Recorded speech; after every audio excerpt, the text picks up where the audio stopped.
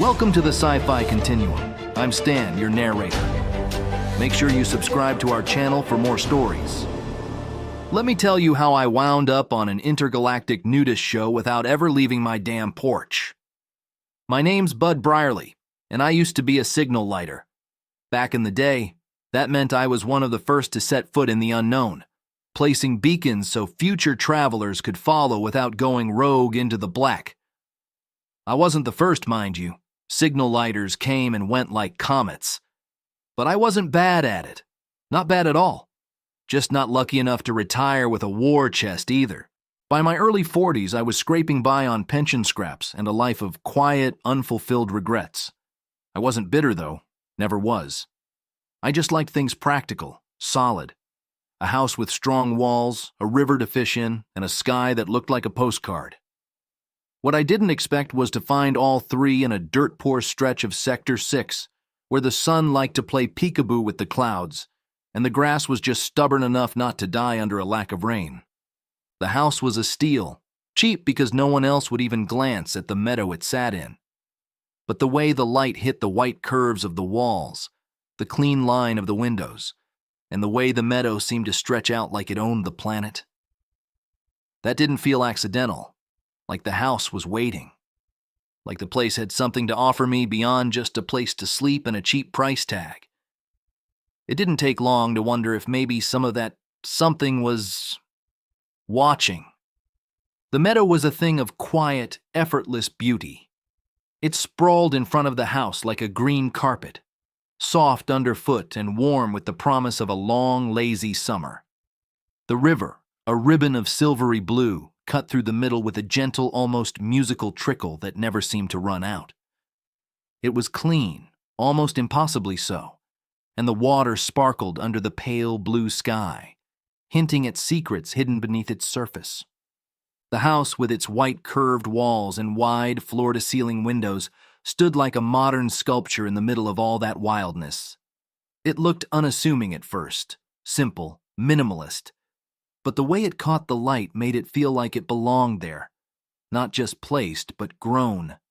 The white blended into the sky, and the smooth curves mimicked the gentle lines of the river and the rolling hills. It was a place of warmth and calm, a sanctuary from the chaos of the galaxy, and yet there was something oddly inviting about it. The palette was deceptively subtle, like a dream. Greens, browns, and blues rolled together like a watercolor painting, the kind that looked too perfect to be real.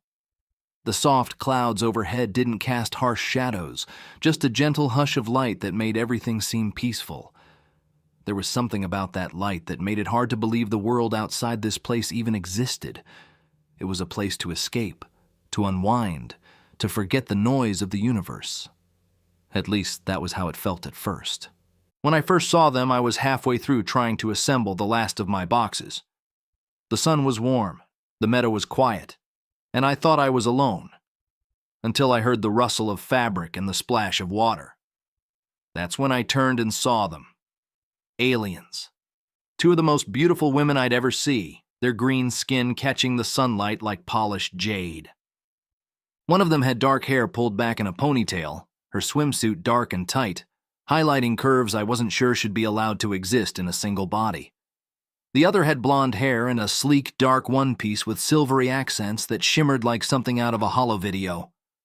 Neither woman seemed to notice me at first, or if they did, they didn't seem to care. Then they slipped out of their swimsuits and went in. At first I panicked, reached for the nearest object, a wrench of all things, just in case they were hostile or worse, predators of some kind. But they just kept laughing, splashing each other with water, their movements fluid and free. It was like watching a living painting. I was halfway through convincing myself that maybe these were some sort of intergalactic nudist extremists, when the taller one with the ponytail looked over at me and gave a wide, mischievous grin. "Bud Brierly, correct?" she called out in a voice that was way too cheerful for my current level of anxiety.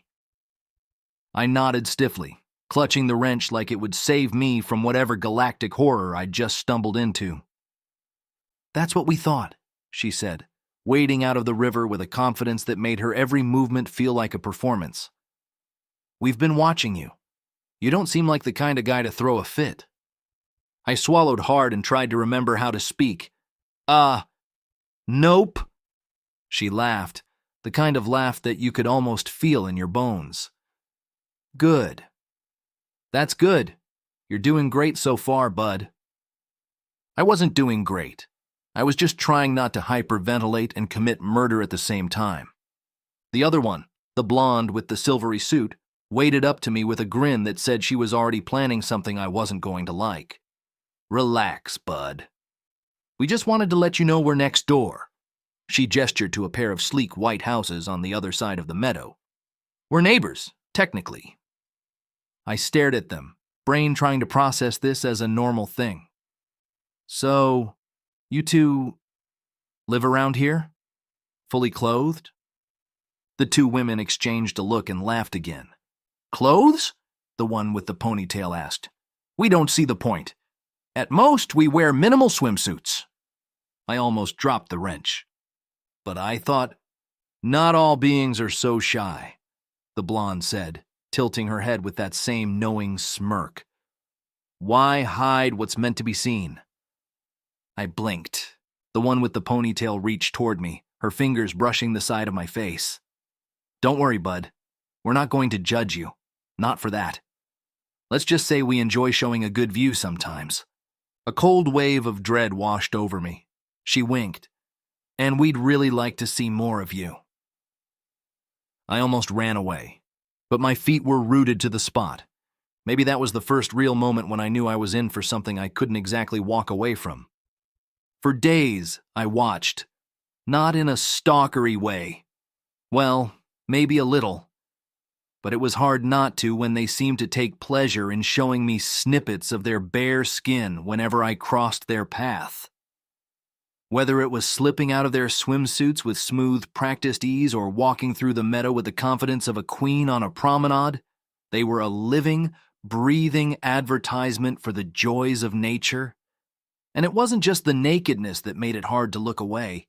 It was the way they carried themselves, like it was the most natural thing in the universe. Still, the idea of entering the water with them was terrifying. Not because I didn't like water. I did. And not because I didn't like, I did. I just had never considered myself the type to roll up my sleeves and strip down to my birthday suit in front of two alien beauties who seemed to take joy in the whole spectacle. But it was Nayet and Intalo, my new neighbors, who decided the matter for me. One afternoon while I was sitting on the porch, trying to convince myself I'd had enough sun exposure for a lifetime, Nayet approached me in that easy, graceful way of hers. "Bud," she said, her voice as smooth as silk. "We were wondering if you'd like to come down to the river with us, just for a little while. No pressure. You can even stay fully clothed if you want." I almost breathed a sigh of relief, because that meant I could say no without making a fool of myself. But then Intalo came strolling over, barefoot, her silvery swimsuit catching the light in ways that made me wish I had a better idea of what was coming next. "But not for long," she added, giving me a knowing half-smile. "We'd like to see you eventually." I stared at them, the words hanging in the air like a dare. And then something weird happened. I leaned forward. The weight of my boots suddenly felt absurd. I looked at the river, at the smooth stones and the clear water, and I realized exactly what I was about to do. I unhooked my boot, then the other one, stared at them, then at them. Then, finally, I said the words I hadn't thought I'd ever say. "I suppose I could try?" Nayet's eyes widened. Intalo grinned. "Good," Nayet said. "Good. That's a thoughtful decision." I stared at my hands, then at my shirt, then at the river. Intalo took a step closer. "You can take it off, bud. No rush." I hesitated. My mind was screaming at me to stop, to retreat, to be reasonable. But something else was whispering that maybe, just maybe, there was something there. A warmth, maybe, a thrill. The kind of excitement that only came once in a lifetime. And so I did what I hadn't expected to do. I stepped into the water. The river welcomed me. At first, I was still. Not because I was embarrassed, mostly because I wasn't, but because the water felt too perfect, the air too warm, and the moment too big to process in any kind of coherent way. But Nayet and Intalo didn't need me to make sense of it. They swam up to me, circling me with movements as fluid as liquid starlight. Their eyes, dark and bright in turn, studied me like I was some kind of rare exotic flower. Then, without warning, Nayet reached out and took my hand. I didn't flinch. I didn't move. I just let her pull me through the water, past the smooth stones and the whispering reeds, deeper into the river where the sun didn't reach, and the current was just enough to keep us from drifting too far. Intalo followed, her touch feather-light against the small of my back. "Now," she whispered, "let's get you comfortable."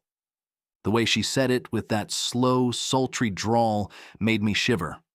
Not with fear, with something else entirely. And then, the water became something more than just water.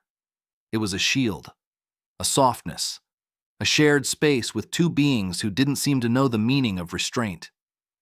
Nayet moved in first, her hands gliding over my back, down my arms, her fingers brushing against the tips of my shoulders. I felt her lips ghost across the warm moisture of my skin, a flick of sensation that went straight to my chest. Intalo wasn't far behind, her hands mapping my chest as if memorizing every inch of muscle I had to offer. I didn't push them away. I couldn't. Their bodies were warm, their touches deliberate, their movements slow enough to make me want to memorize every second of it. Nayet kissed me, her lips soft but demanding, and Intalo let her fingers trail down the front of my thighs, a slow, deliberate path that made my breath come in short gasps. They kissed me like they owned me, held me like I was something worth keeping. And somehow, without words, I felt like I was. "You're perfect, bud," Nayet murmured against my neck. Intalo let her hands slip lower, trailing fire through my skin. "You're ours now." And maybe I was. Maybe I had been from the moment I stepped into the water. Nayet's kiss deepened, her tongue claiming mine as Intalo's hands slid down to grip my mount, pulling my hips flush against hers. The water churned around us as Intalo bit down on my shoulder, a sharp, delicious sting that made me buck against Nayet's thigh. My own hands roamed, one tangling in Nayet's dark hair, the other finding the slick heat from Intalo's core. She gasped, grinding against my palm as Nayet's mouth left mine to trail kisses down my chest. The world narrowed to the heat of our bodies, the desperate sounds of our breathing, and the primal rhythm of us moving together in the river's embrace. Weeks later, the three of us sat on the porch, the meadow bathed in golden light. Nayet and Intalo had made it clear they weren't just neighbors. They were mine. Their laughter filled the space between us, and their touches lingered like promises. "We're staying," Nayet said, her hand resting on mine. Intalo nodded. "Together." The idea of merging our homes felt less like a compromise and more like destiny. So we called the beaming expert. And soon, 3 houses became 1, just like our lives. The next time I saw the old beaming expert, I was half expecting him to raise an eyebrow at my casual mention of 3 houses merging into 1. But he didn't. He just nodded as if this was the most natural thing in the universe, grabbed his tools, and got to work. The 3 of us, Nayet, Intalo, and I, watched as the old man zapped the outlines of our homes, recalibrated the energy flows, and made it all fit together with the kind of precision that only a galactic engineer could manage. It wasn't perfect. There were a few hiccups, like when the bathroom door suddenly led to the living room instead of the bedroom, but between Nayet's smug confidence and Intalo's quiet wit, we figured it out in time for dinner, and maybe a few more late-night dips in the river. As the last of the beeping devices turned off and the final flickers of light went out, Nayet looked at me and smirked. "You know, you'll eventually get used to it." I chuckled, tugging a towel around my waist. "Yeah, eventually. But I'm still proud of the fact that I'm not the one getting sunburned every time you two decide to go for a stroll in the nude." Intalo laughed. "We thought you liked it." "I do. Just not in front of my neighbor who still pretends not to notice. Nayet grinned, wrapping an arm around my shoulder. Well, it's not like it's a problem. You're not shy. You're the best damn nudist this side of the galaxy. I groaned. I'm going to regret saying that. She winked. Nope, you're going to enjoy it. Since then, life has been an odd mixture of peace and absurdity. The house, now 3 houses stitched together into one, feels less like a place I own and more like a patchwork of lives, dreams, and shared meals. Nayet and Intalo have made the place their own, draping the living room in soft silken fabrics that seem to float in the air, while I've kept the kitchen simple, practical, and mostly functional. Well, as functional as it can be when 2 women who don't believe in clothing insist on wearing nothing while making breakfast. But the strangest part is how everything just fits. I mean, the merged home, the alien customs, the way my life has become this bizarre intergalactic fairy tale. It should be overwhelming, but it's not. It's warm. It's real. And maybe that's what I didn't expect all along. That the idea of home could be something bigger, something more fluid than I ever thought possible. Every now and then, when I'm sitting on the porch with a cup of tea in one hand and another hand wrapped around a very well-endowed alien in the other, I still catch the smile in my own face. I still think about how I got here, retired, broke, and more than a little confused by the idea of being part of an intergalactic nudist show. But I wouldn't trade it for anything. The meadow is still beautiful. The river still feels like a secret place. And if I've learned one thing, it's that sometimes life throws you a curveball so absurd you can only laugh. And maybe, just maybe, that's the best kind of curveball to be caught by.